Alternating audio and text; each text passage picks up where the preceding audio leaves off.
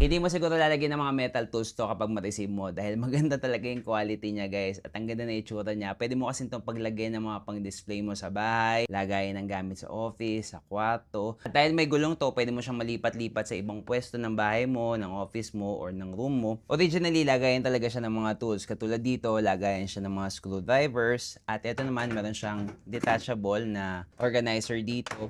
Lagayan siya ng mga nuts and bolts or mga screws or mga tools na ginagamit mo pang repair. Ang maganda dyan guys, nalilipat-lipat mo yan ng pwesto. Depende sa'yo. Yung size pala nito is 65 by 70 by 34 centimeters. At ang maganda dito guys, meron na rin siyang handle dahil trolley nga to. Pwede mo siyang itulak, pagulungin kahit saan.